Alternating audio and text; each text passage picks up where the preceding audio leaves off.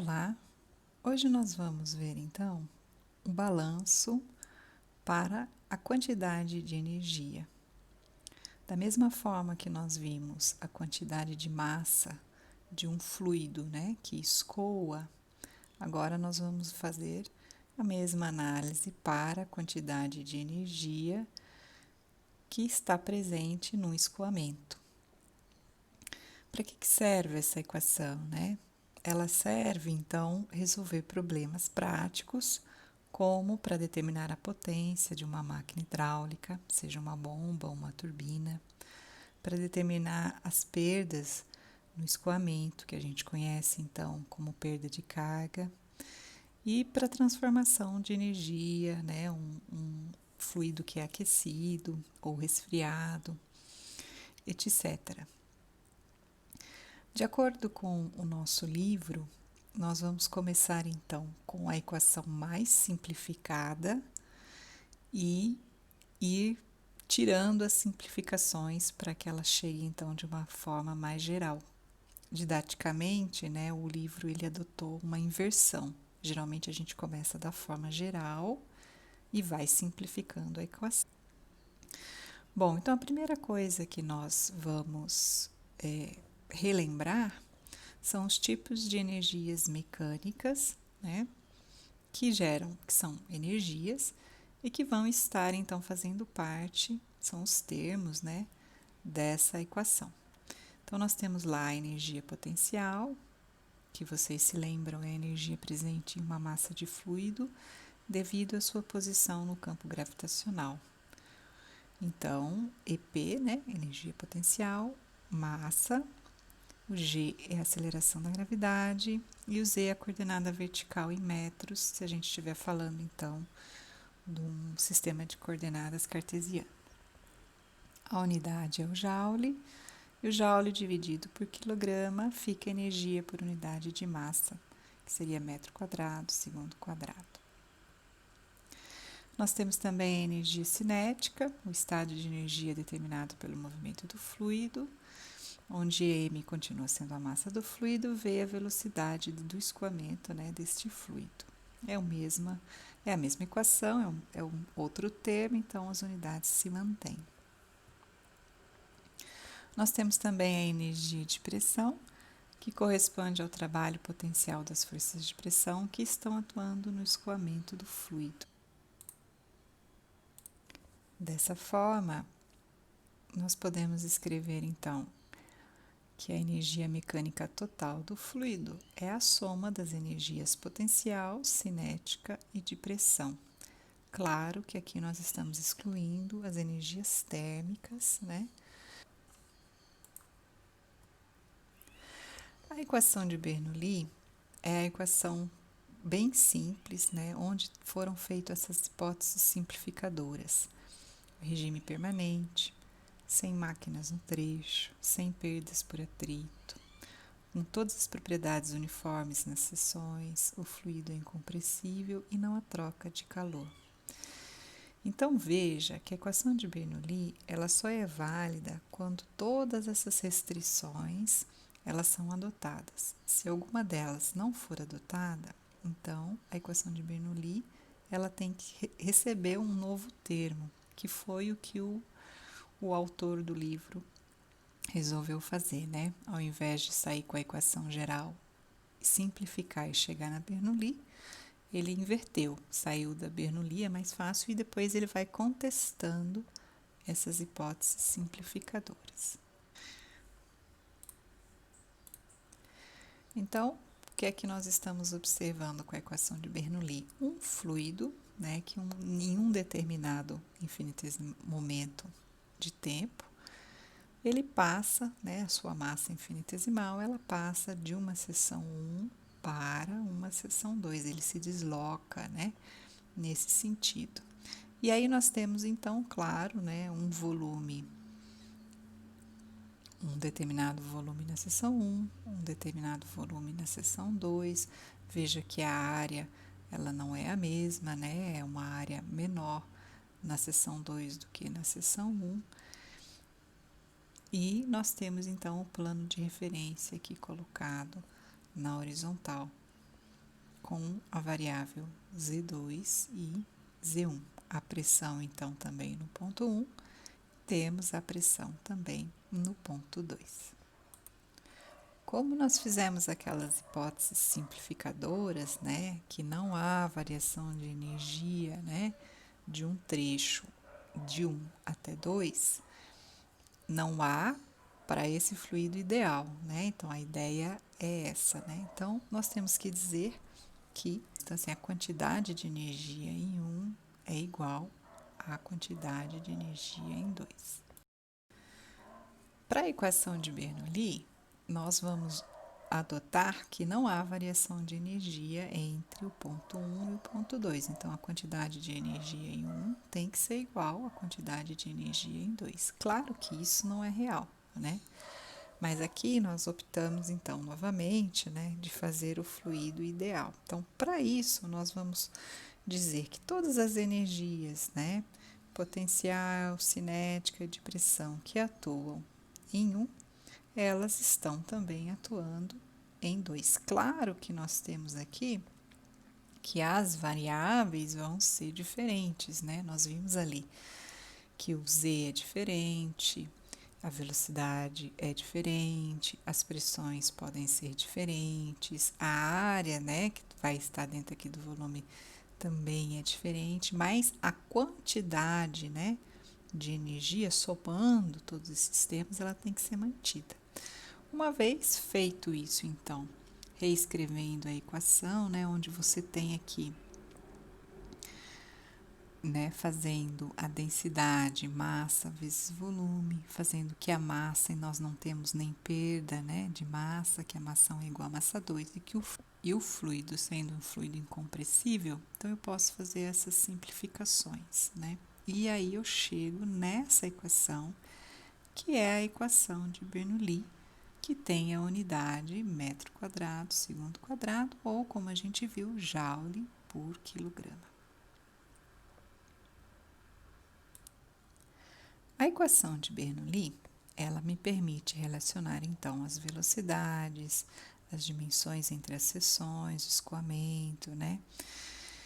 As pressões, e vai indicar então para nós essas variações. Ela também pode ser escrita em termos, então, como eu disse, de variação, né? É muito comum a gente ver em outras bibliografias, né, a equação de Bernoulli escrita em termos de variação. E ela ainda pode, né, se a gente dividir todos os termos dela pela gravidade, ela pode ser escrita em termos de unidade de comprimento, ou que a gente chama de carga, que vai ser o metro, né? E aí, então, nós vamos ter, então, aqui alguma modificação aqui, né? Porque vai aparecer o G aqui embaixo, aqui ele vai se cancelar, e aqui, então, quando aparece ρg, ele vai ser substituído pelo peso específico do fluido, né?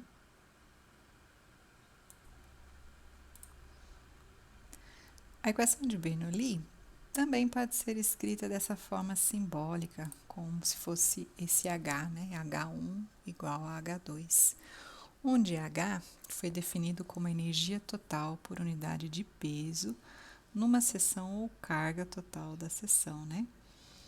Então, sendo o regime permanente e o fluido incompressível, e que ainda entre as seções de escoamento não poderá haver máquina, nem ganhos ou perdas de calor, essa equação ela é válida, certo? Se qualquer uma dessas condições for alterada, então a equação de Bernoulli terá que receber alterações para continuar sendo válida. Muitas vezes as pessoas perguntam, mas se ela não é válida porque ela não descreve um fluido real, por que que nós a estudamos, né? Muitas vezes a equação de Bernoulli, ela auxilia a gente a estudar o conceito do fenômeno de transporte de mecânicas de fluido. Bom, então vamos ver o que acontece quando existe a presença de uma máquina na seção onde entre um ponto e o outro que o fluido ele está se deslocando. Então, nesse caso, né, o que é uma máquina hidráulica? Uma máquina hidráulica é qualquer dispositivo que no escoamento forneça ou retire energia. Então, nós temos as bombas e nós temos as turbinas. Então, a definição de máquina hidráulica, porque né, ele apareceu. Então, entre o escoamento de 1 a 2, né, do ponto 1 até o ponto 2, nós passamos por uma máquina hidráulica. No caso, se for uma bomba, o fluido, então, como é que uma bomba atua, né? Ela tem o trabalho de eixo dela e ela doa esse trabalho de eixo que ela faz, né, essa energia que é no trabalho de eixo dela, para impulsionar o fluido para que ele se movimente, né? Então, nesse caso, o fluido ele recebe um acréscimo de energia. Então, quando ele chega aqui em 2, depois que ele passou pela bomba, ele tem mais energia do que quando ele entrou. Então, veja que agora a gente já não pode mais utilizar a equação de Bernoulli, H1 igual a H2, porque agora o H2 ele tem mais energia. Então, é preciso colocar um fator de correção aqui para que a equação continue sendo igual. Então, eu posso dizer que a energia que o fluido tinha antes da bomba, mais a energia que a bomba deu para ele, é igual àquela energia que ele vai ter depois de passar pela bomba, ou seja, né, quando chegar no ponto 2, onde HB é a carga ou altura manométrica da bomba, e ela representa a energia fornecida à unidade de peso do fluido que passa pela bomba. No caso, se a máquina for uma turbina, então é o contrário. A turbina, ela retira, né, a energia do fluido nas hidroelétricas, né? Nós temos lá, então, represa, e quando faz o fluido escoar, ele escoa né, com uma energia muito grande, vira a turbina. Então, ela retira a energia do fluido. Então, aí é o contrário, né? Quando o fluido chega aqui, ele tem muito mais energia do que depois de passar pela turbina. Então, a equação fica o contrário. Então, fica H1 menos HT, que foi aquela energia que foi retirada, é igual, então, H2. Onde, então, HT é a carga ou altura manométrica da turbina ou a energia que foi retirada da unidade de peso do fluido pela turbina. Dessa forma, a gente pode escrever uma equação geral quando tiver uma máquina. Então, H1 é igual a HM, H1 mais HM igual a H2. Sendo, então, o HM ele pode ser o HB, se for uma bomba, ou menos HT, se a máquina for uma turbina. Então, a equação geral de Bernoulli, quando tem a máquina, mas veja, não é porque tem a máquina que todas as outras hipóteses não estão sendo cumpridas. Só a hipótese de que tem a máquina que foi colocada. Todas as outras hipóteses, né, elas foram mantidas, tá?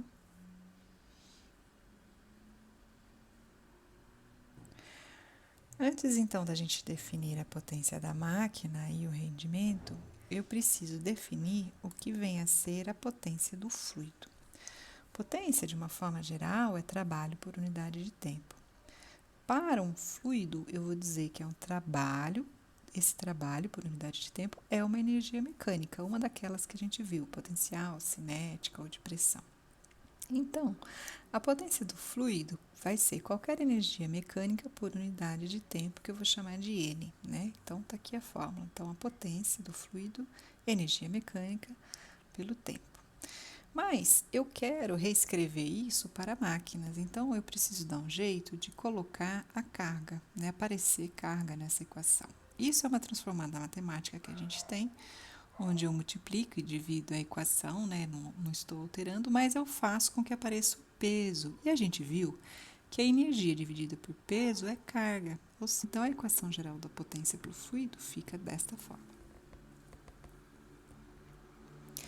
Quando eu tenho uma bomba, eu tenho então o trabalho dessa bomba, que é a potência dela, né, o NB, e eu tenho a potência recebida pelo. Nem toda a potência da bomba consegue ser passada para o fluido. Então, a potência, né, do fluido, ela é menor do que a potência da bomba devido às perdas da transmissão. Então, o rendimento, a potência recebida pelo fluido ao passar a bomba, pela potência disponibilizada por essa bomba, né? Reescrevendo, então, substituindo o N da outra equação, eu tenho essa equaçãozinha aqui. E o que acontece para a turbina, né? Para a turbina, a potência cedida pelo fluido da turbina, eu tenho aqui, e depois eu tenho a potência da turbina disponível no eixo, né? Então, nesse caso, o rendimento, então, da turbina, ele é descrito pela potência da turbina, que foi disponível, né, no eixo da turbina, pela potência cedida pelo fluido à turbina. Reescrevendo a equação, substituindo, então, o N, nós temos, então, o peso específico do fluido, a vazão volumétrica, a carga, né, e o rendimento. As unidades, então, elas são em watts. Geralmente, elas são quilowatts, né? O que é o watt? O watt é joule por segundo, que é igual a metro por newton por metro por segundo. Mas outras unidades também ainda são usadas, como o cavalo-vapor e o HP. Vamos passar, então, para a equação da energia para um fluido real. Nesse item, então, agora, nós vamos retirar a hipótese do fluido ideal. Então, os atritos que a gente desconsiderou na máquina, agora eles vão ser mantidos, né? Mas as outras hipóteses de regime permanente, fluido incompressível, propriedade uniforme da seção e sem trocas de calor são mantidas. Então, veja, a primeira vez eu tirei que não havia máquina, coloquei a máquina e agora ele não é mais um fluido ideal, ele é um fluido real. Então, eu tenho as perdas por atrito.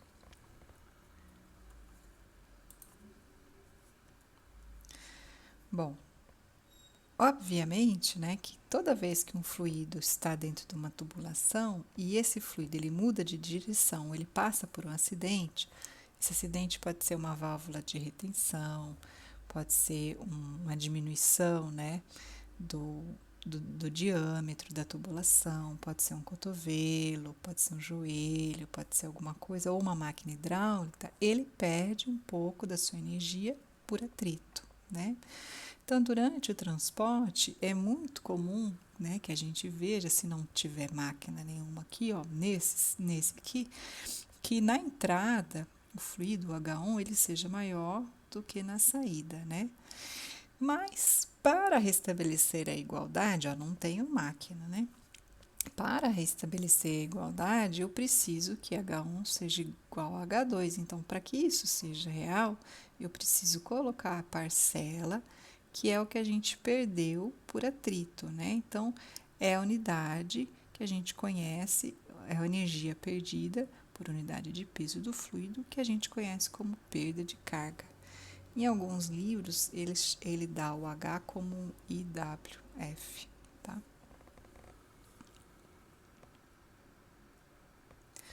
Se houver a presença da máquina num fluido, então a equação eu tenho que colocar a presença da máquina aqui. Se for bomba, ela vai ser HB. Se for turbina, vai ser menos HT. E abrindo a equação, ela fica dessa forma. Já a potência dissipada pelo atrito é aquela potência, então, dada pelo peso específico do fluido, pela vazão volumétrica e pela parte dele aqui que corresponde, então, à perda de carga.